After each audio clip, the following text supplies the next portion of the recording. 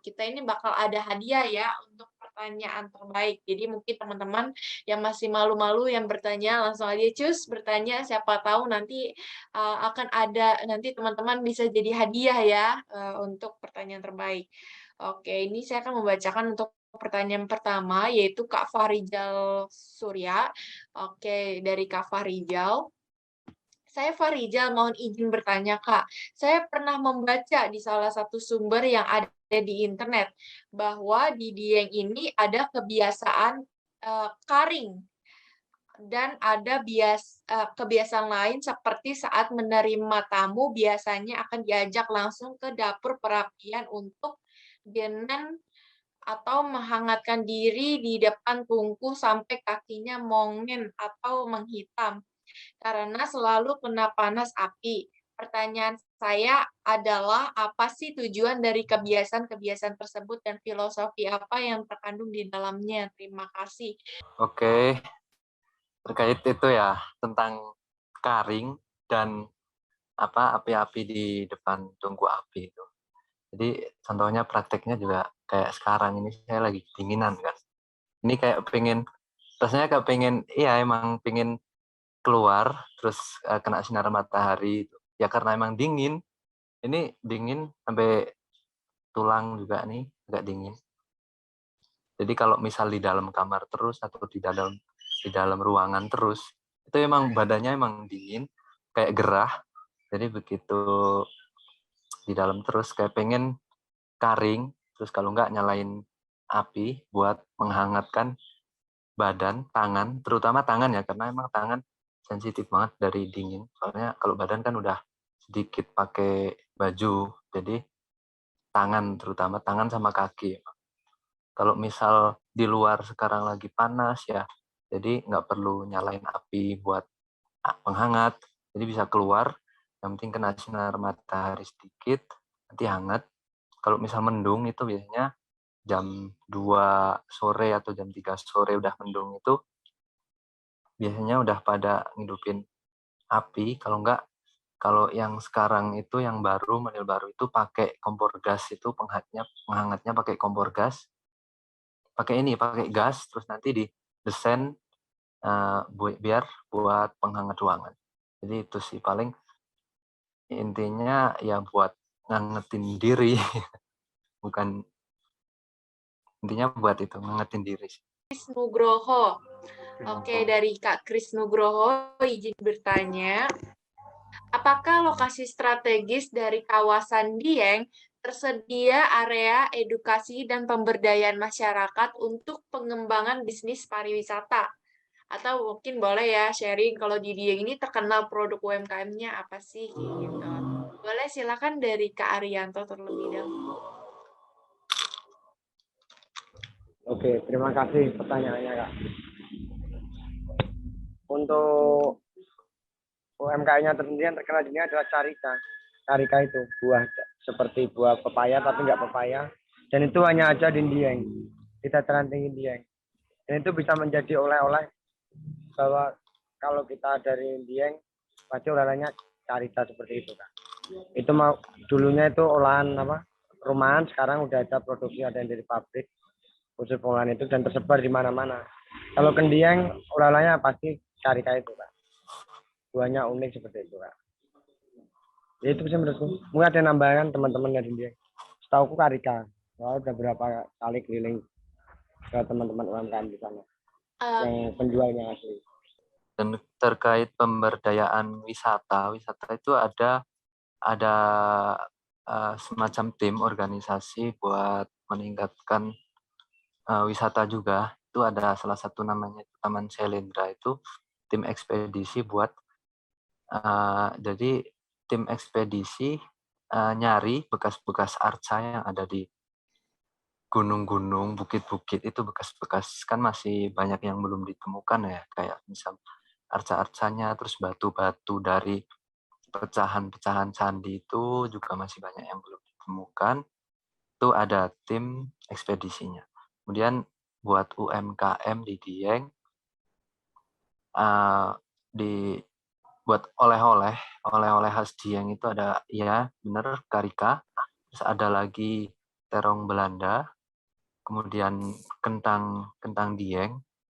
Kemudian dari karika tersebut itu bisa dibikin banyak macam, seperti dodol karika, keripik karika, kemudian manisan karika, dan di manisan karika itu juga bisa diolah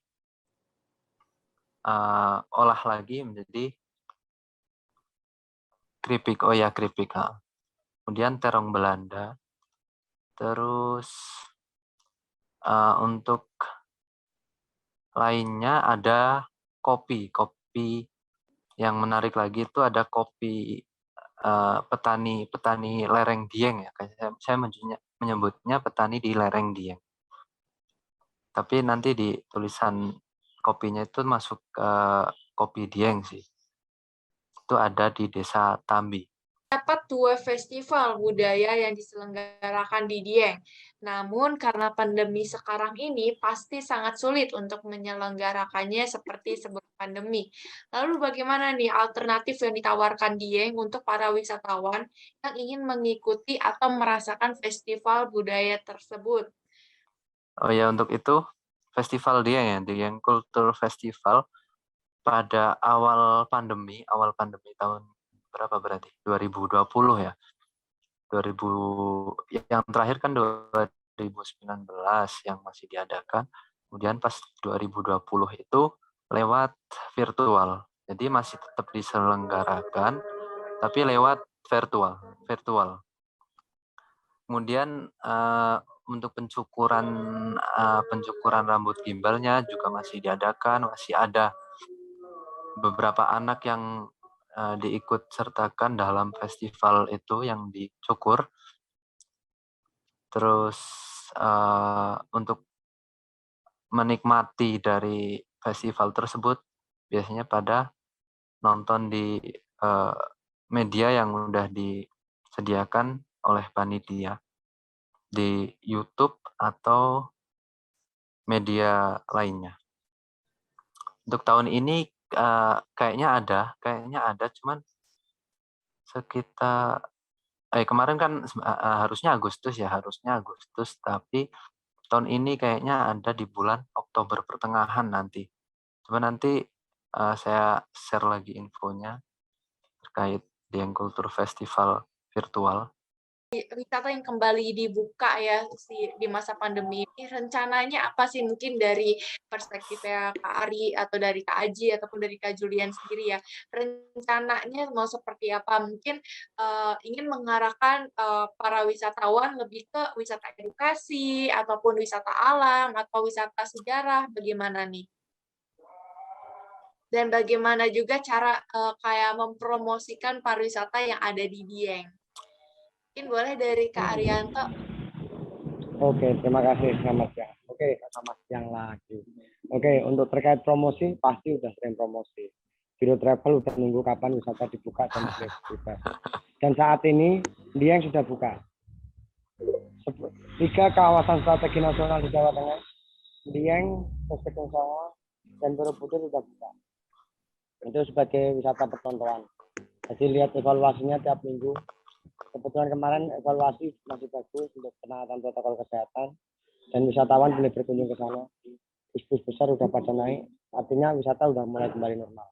Dalam artian protokol ketat, 1 kali vaksin dan tetap prokes.